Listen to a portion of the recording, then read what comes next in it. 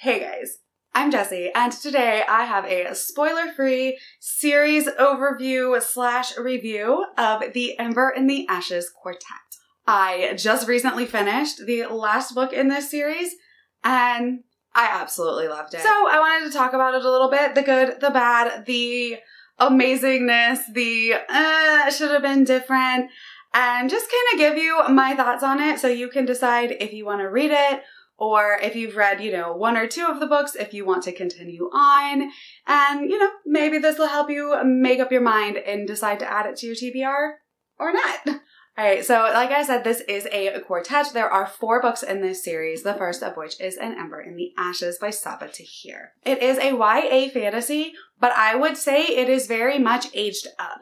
So we have slightly older characters, we have slightly darker themes, and I really think that this book could have easily been marketed as adult and done just fine. But it is technically considered YA. So if you are not typically a YA reader, then you might still want to try this one out because, like I said, it is on the older end of that YA spectrum because of the aging up of the characters, as well as some of the darker, more violent themes.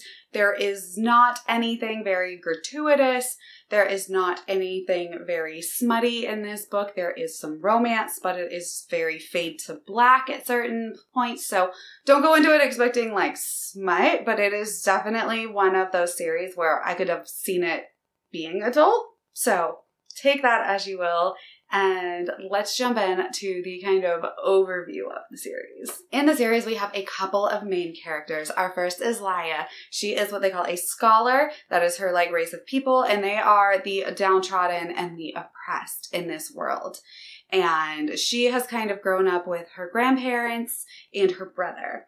Her mother, father, and older sister were all killed in a rebellion. And then at the very beginning of the book, her grandparents are also killed and her brother is carted away to prison. She manages to escape and get in contact with the rebels, and they end up sending her on this undercover mission in what they call Black Cliff, which is a big military academy. She goes in and poses as a slave to the commandant, which is the head of the whole entire school, and this woman is brutal and ruthless. So not a good time for Laya, but she is there trying to help the rebels and free her brother from prison. We also follow Elias, who is one of the marshals, who is the more upper ruling class in this world, and he is actually a student at Blackcliff, a last year student. He is also the son of the commandant, but that does not mean that there is love shared between them. It is a very brutal military school, and it is very violent, and Elias doesn't really know if that's his jam. He has been there, and it's not like he really had a choice, right? He doesn't really want to be there. He contemplates escaping, and he's really a very torn and conflicted type character because he knows he's done terrible things, but he doesn't want to, and he doesn't fully agree with everything that's going on, but he kind of does it just to survive. And then we are also following Helene, who is another one of the marshals at Blackcliff, and she is best friends with Elias.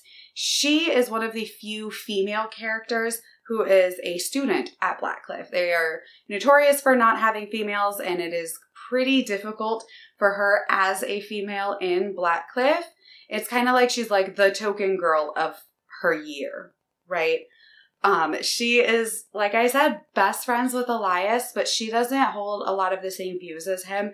She is all in, all for it, all wanting to prove herself and be the best marshal because she truly believes that she is protecting the empire by doing these things.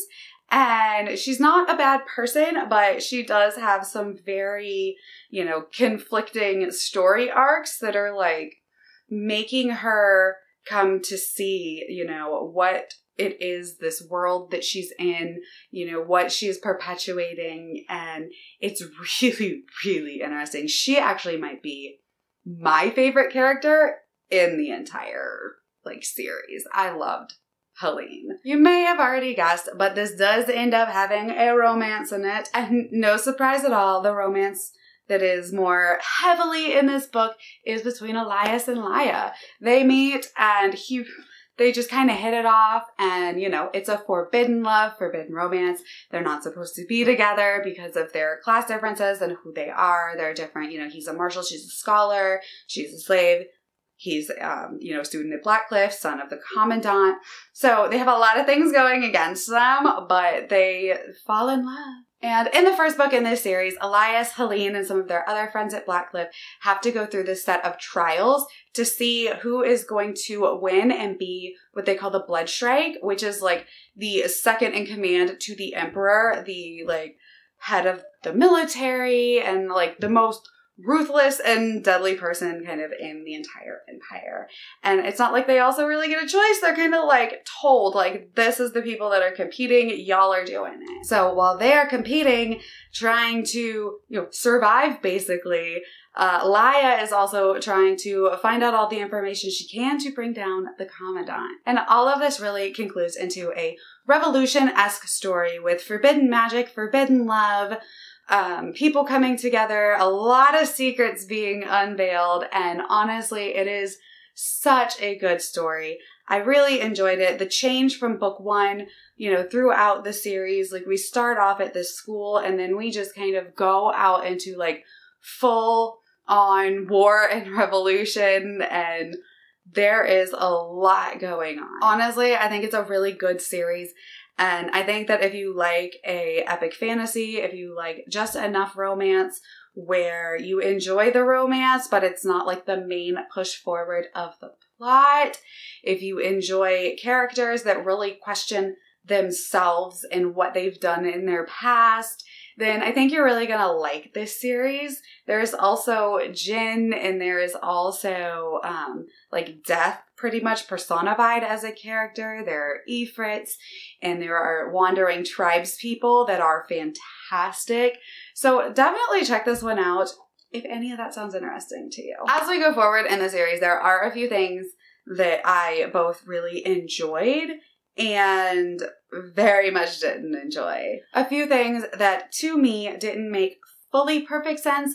One was the magic system. I felt like we kind of got an answer to like why some people had different abilities, but I also feel like it wasn't like fully explained enough because it's just kind of like there, which is fine. It really didn't bother me that much. I just wish we would have had just a little bit more information about the magic and the different magics in this world, that people are like able to have these abilities that they didn't know that they had. We also get some really fantastic side characters. I don't know about you, but I have this thing where I absolutely love when side characters like almost steal the show. And there are a few in this series that I absolutely love. One of them doesn't pop up until I believe it's book 2, maybe book 3, but he is amazing. And there's just so many side characters that I absolutely love and I think are good, both kind of comedic relief in a way, but also some that are like very heart-wrenching and important. And there are just a lot of them. I will say, don't get too attached to everybody in this series because, like I said, this is a pretty violent, could be an adult series, and there are a lot of character deaths in this series. I will not say who, obviously, because this is spoiler-free, but just know going into it that there are a lot of character deaths in this series, so if you want something like light and fun, this is not the one for you. But if you want hard-hitting and might rip your heart out, then this is one for you. We also get a lot of cool twists and secret reveals that I didn't see coming, which is something I really enjoy. And that happens in almost every book throughout the series, is we get something new, something that seems like it was set up from the beginning, and you finally get the answer to it in like book 2 or book 3. So I really like those twists and things you think you know that were kind of flipped on their head. So that is something that I think is very appealing about this series, is the twists and the turns and the reveals. And I just really, really enjoy that. I like when I don't see things coming because I usually do see things coming because I read so much. So to have a couple things surprise me was really refreshing and really cool. And then there's the ending. The series ending, which is very divisive, I've noticed. I scrolled through Goodreads and like checked out some of the reviews, and man, some people really hated this ending and some people really loved it. I tend to fall in the camp of I really loved how the series ended, even if it hurt. Because it's one of those series that ends in the way that I like a series to end, where it is bittersweet and you can see that life goes on, but you still have a good conclusion and you are satisfied with the ending. It does not get wrapped up in a pretty little bow. It is not one of those series where everybody's happy at the end, because for some reason that just seems unrealistic to me, which is weird because I read fantasy, so nothing is realistic.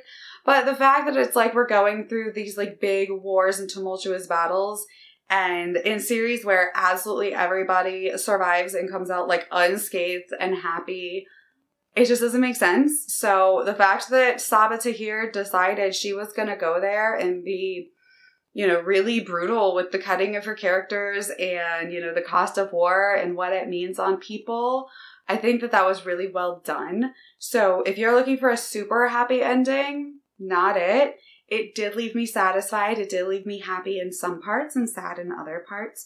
But I enjoy that about the ending of a series. I don't think that they should be wrapped up when, you know, like I said, there's like war and battle and death, and I don't think that everyone should come out happy and healthy and, you know, mentally stable, because that's just not how it is. And I think that this does a really good job with the ending. I do think she was kind of mean to some of her characters that I didn't like seeing, but that doesn't mean I didn't think that it worked well. It just meant that it made me upset or sad.